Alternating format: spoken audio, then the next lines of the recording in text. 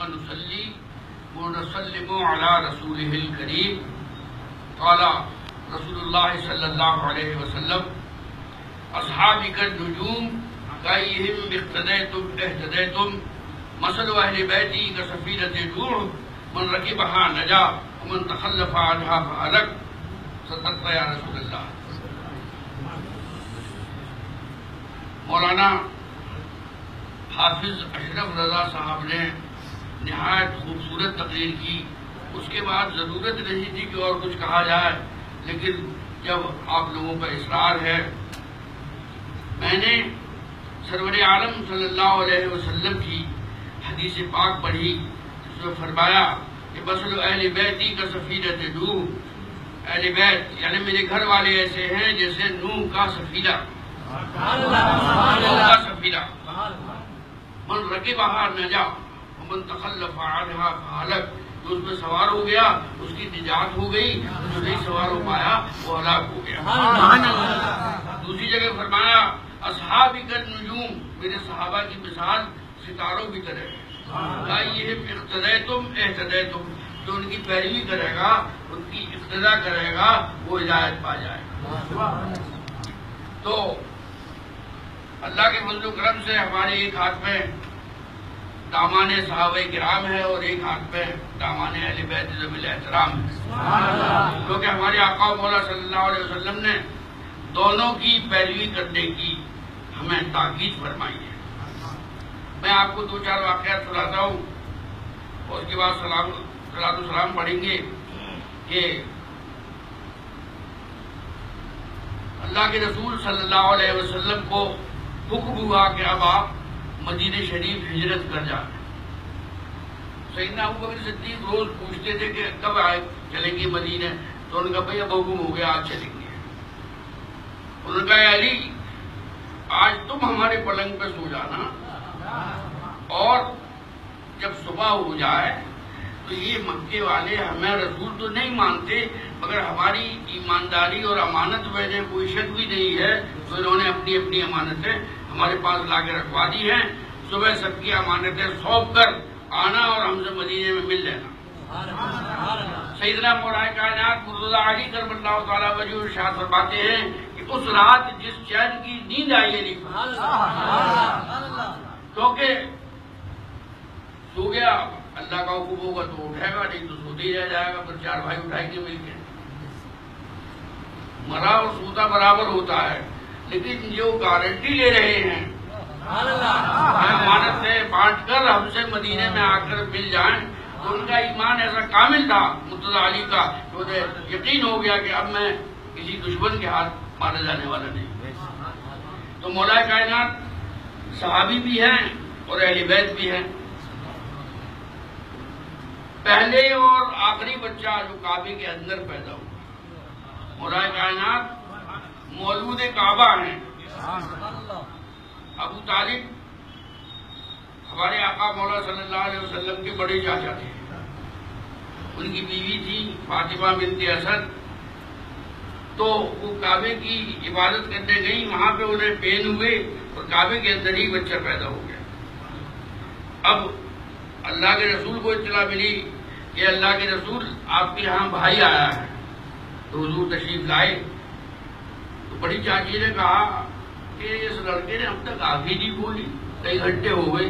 تو اللہ میری گود میں دیجیے. جیسے گود میں لیا مولا کائنات نے ٹپ سے اپنے آگے کھول دی. پہلی نگاہ پڑی تو اس چہرے اقدس میں پڑی کہ آسماں کر تیرے طلبوں کا نظارہ کرتا، روز چاند تصدق میں اتارا کرتا، وہ پہ روزائی پہ چکرائے تھے کچھ ناواقف، میں تو آپ ہی میں نہ تھا اور جو سجدہ کرتا. ایسے نکل جاتے ہیں بالکل شریعت کی پابندی کرتے ہوئے، میں تو آپ ہی میں نہ تھا. حکم تو ان پہ لگتا ہے جو آپ ہی میں ہوتے ہیں. پاگلوں پہ، دیگاروں پہ، مجنون پہ نہ نماز، نہ روزہ، نہ حج، نہ زکوٰۃ، کچھ بھی نہیں ہے جب تک کہ وہ اصل حالت میں نہ آ جائے. تو اللہ کے رسول نے اعلان فرمایا، اسلام کی دعوت دی. تو حضرت ابوبکر ایک بہت مشہور ملک ہے، آج کل تو بہت ہی مشہور ہے، سیریا، جیسے ہم لوگ شام کہتے ہیں، ملک شام. تو سیریا سے تجارت کا سامان لے کر واپس مکہ شریف لوٹ رہے تھے. رستے میں ایک گرجا گھر پڑا، رات ہو چکی تھی، کہا کہ ہمارا سامان رات کو آپ اپنے گرجے میں رکھ لیں، صبح ہم سامان لے کر اپنے منزل کو چلے جائیں گے۔ تو یہاں کا جو پادری تھا گرجے کا، اس نے پوچھا کہ تم کون ہو اور کہاں کے رہنے والے ہو اور کہاں سے آ رہے ہو؟ تو انہوں نے کہا کہ ہم مکے کے رہنے والے ہیں اور اس وقت شام سے ہم واپس آ رہے ہیں۔ تو پادری نے کہا، حضرت سیدنا ابوبکر جو تھے سردار تھے قافلے کے، ان سے کہا کہ مکے میں رسول پیدا ہو چکا ہے اور اس نے اعلان نبوت کر دیا ہے۔ یہ جو ہم آپ کہتے ہیں کہ 40 سال کی عمر میں نبی ہوئے، یہ بات صحیح تھوڑی ہے۔ نبی تو اس دن تھے الذی کان نبیا وآدم بین الطین والماء، جب آدم پانی اور مٹی کے درمیان گونجے جا رہے تھے، میں اس وقت بھی نبی تھا، میں اس وقت بھی نبی تھا۔ تو خیر حضرت ابو صدیق رضی اللہ تعالیٰ عنہ مکہ شریف حاضر ہوئے اور اللہ کے رسول سے پوچھا کہ اللہ کے رسول کیا واقعی آپ نبی ہیں؟ تو انہوں نے کہا درمیان میں جو گرجے میں تمہیں پادری ملا تھا اس کی بات سے یقین کیا تم نے؟ اور ایسے ہی واقعہ سیدنا سلمان فارسی کے نام ہے۔ سیدنا سلمان فارسی ایران کے رہنے والے تھے اور آگ کی پوجا کرتے تھے۔ تو ان کی جو آگ کا پجاری تھا اس نے بتایا کہ اب آخری رسول اپنا اعلان فرما چکے ہیں اور ان کی 3 پہچانیں ہیں: صدقہ نہیں کھاتے، ہدیہ قبول کرتے ہیں اور پیٹھ پر نبوت کی مہر لگی ہوئی ہے۔ اور سلمان فارسی ایران چھوڑ کے، آپ سوچئے آج تک تو سفر اتنا آسان ہے کہ 24 گھنٹے میں آپ دنیا گھوم کے پھر وہیں آ سکتے ہیں۔ 14 گھنٹے کی فلائٹ میں تو میں بیٹھا ہوں، اتنی تکلیف دہ فلائٹ ہوتی ہے، خیر وہ تو الگ مسئلہ ہے۔ تو سیدنا سلمان فارسی حاضر ہوئے تو انہوں نے دیکھا کہ اللہ کے نبی اپنے صحابہ کے درمیان اس طرح بیٹھے ہوئے ہیں جیسے ستاروں کے جھرمٹ میں چاند بیٹھا ہے، اور چاند کی تشبیہ بھی، چاند سے مثال دینا بھی کمی ہے، کیونکہ چاند تو گھٹتا بڑھتا ہے۔ چاند 1 سے لے کر 14 تک بڑھتا ہے، 14 کے بعد گھٹنا شروع ہو جاتا ہے، لیکن ہمارے آقا مولانا صلی اللہ علیہ وسلم گھٹنا تو ہے ہی نہیں ان کے ہاں، تو دنیا بڑھنا ہی بڑھنا ہے۔ انہوں نے کھجور کے باغات میں جا کر کھجوریں توڑی اور اللہ کے رسول کی بارگاہ میں لے کے گئے، وہ کہا کہ یہ کھجوریں ہیں صدقے کی۔ تو اللہ کے رسول نے خود کوئی کھجور نہیں کھائی، اور جو غریب صحابی تھے، جو مسکین تھے، جو محتاج تھے، سب کو کھجوریں دے دی۔ تو سلمان فارسی نے کہا ایک سوال تو صحیح ہو گیا۔ اب دوسرا 4-5 دن بعد گئے لے کے، کہنے لگے کہ یہ ہدیہ ہے میری طرف سے۔ تو اللہ کے رسول نے خود بھی نوش کی اور اپنے صحابہ کرام کو بھی کھلائی۔ اب سلمان فارسی اس بے قرار ہے کہ کیسے ہی چادر مبارک ہٹے تو میں مہر نبوت اور دیکھ لوں۔ 2-3 چکر ادھر 2-3 چکر ادھر لگائے تو اللہ کے رسول نے چادر کھینچ کے پھینکی اور کہا کہ اے سلمان دیکھ یہ ہے مہر،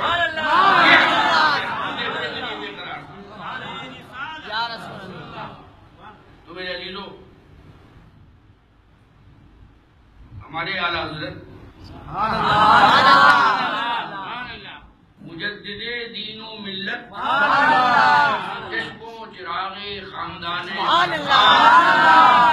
عبد المصطفیٰ محمد احمد رضا خان قادری برکاتی رحمۃ اللہ تعالی علیہ کا جب مولانا حافظ اشرف صاحب ذکر کر رہے تھے تو جی چاہ رہا تھا کہ بے ساختہ ان کی پیشانی کو چھوں۔ مجھے اپنے سنی ہونے کے لیے کسی سے سرٹیفکیٹ لینے کی ضرورت نہیں ہے، بلکہ مجھ سے اب سرٹیفکیٹ لو کہ تم سنی ہو۔ ان کو پچھلے سال سورہ کلی بتا دیا گیا تھا، میں نے کہا کہ اگر ہم سورہ کلی ہے تو پھر ہندوستان میں ان کی سننی نہیں، اور اللہ کے فضل و کرم سے ہمیں کوئی اس پہ فخر نہیں ہے، بلکہ ہم اعلیٰ حضرت کا حق چکا رہے ہیں، جو ہم مسئلے اعلیٰ حضرت کے لیے اس کونے سے اس کونے تک بھاگے پڑتے ہیں۔ کچھ سادات کرام ایسے ہیں کہ اعلیٰ حضرت کا نام سنا اور ایسا لگا جیسے قبض کی شکایت ہو گئی ہے، چہرہ جو ہے، ارے تم تو ایسا ہی مانو کہ جو کام تمہارے کرنے کا تھا وہ امام احمد رضا فاضل بریلوی نے کیا۔ اعلیٰ حضرت کے دادا مولانا رضا علی خان کو کوئی برا تھوڑی کہہ رہا تھا، اعلیٰ حضرت کے والد ماجد مولانا نقی علی خان رحمۃ اللہ تعالیٰ علیہ کو کوئی برا تھوڑی کہہ رہا تھا، برا تو کہا جا رہا تھا ہمارے سادات کے جد کریم صلی اللہ علیہ وسلم کو. اعلیٰ حضرت نے 54 سال، آپ سوچئے کتنا لمبا دور ہے، 54 سال ہمارے آقا و مولا صلی اللہ علیہ وسلم کی عظمت کو بلند سے بلند کرنے میں لگا دیے. قرآن کہتا ہے کہ حل جزاء الاحسان الا الاحسان، احسان کا بدلہ احسان ہے، تو ہم وہ احسان چکا رہے ہیں. اعلیٰ حضرت نے احسان سمجھ کے نہیں کیا تھا، انہوں نے تو غلامی کا حق ادا کیا تھا. تو میرے عزیزو، یہ وہ مسلک پاک ہے جو مدینہ طیبہ سے کربلا معلیٰ ہوتا ہوا عراق پہنچا، اور عراق سے پھر یہ کبھی لاہور پہنچا، کبھی بلگرام پہنچا، کبھی یہ بیراول پہنچا، اور آج ہم اسی مسلک پہ چل رہے ہیں. تو یہ کوئی میڈ ان بریلی مسلک نہیں ہے، یہ مسلک تو ہے ابو بکر صدیق کا، عمر فاروق کا، عثمان غنی کا، علی کا، امام حسن کا، امام حسین کا، سرکار غوث اعظم کا، خواجہ ہندوستان کا، مخدوم کشوجہ کا، صاحب البرکات کا، اور ہمارا اور آپ کا. اب آپ سے کوئی مسلک اعلیٰ حضرت کے بارے میں کہ صاحب یہ بتائیے کہ مسلک اعلیٰ حضرت ہے کیا، تو ہم نے اس کی ایک لائن کی ایک وہ مثال بنائی ہے کہ اللہ کے رسول سے ویسا عشق کرنا جو منشاء الہی کے مطابق ہے، یہی مسلک ہے.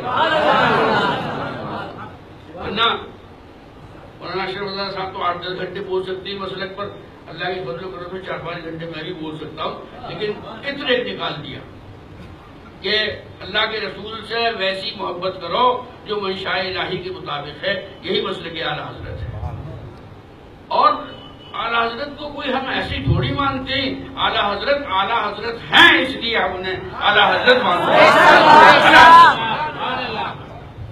فصحاء عرب کے بڑے تیرے آگے یوں ہے دبے رچے، کوئی جانے منہ میں زبان نہیں بلکہ جسم میں جان نہیں. وہ رضا کے نیزے کی مار ہے جو عضو کے سینے میں غار ہے، کسے مارا جوئی کا چار ہے، کسے چارہ جوئی کا وار ہے، اے وار سے وار. اب تک وہ زخم بھرے نہیں جو رضا کے نیزے سے لگے تھے، آج تک وہ زخم بھرے ہیں بلکہ وہ اب کینسر ہو گئے، صحیح نہیں ہو سکتے وہ. ارے کون سا فن ایسا ہے، کون سا طبقہ ایسا ہے جس کے بارے میں اعلیٰ حضرت نے نہیں لکھا ہو. ابھی 8-10 سال سے ان کا قادیانیوں کا بہت دور ہوا ہے، پتہ نہیں آپ کیا کہ ہماری طرف بہت دور ہوا ہے. تو مزار اعلیٰ حضرت پہ جا کے عرض کرو کہ اعلیٰ حضرت یہ قادیانیوں سے کیسے نپٹا جائے. مزار اقدس سے آواز آئے گی کہہ رہے ہم تو 4-5 رسالے پہلے ہی لکھ کر رکھے آئے ہیں، جاؤ ان رسالوں کو. اور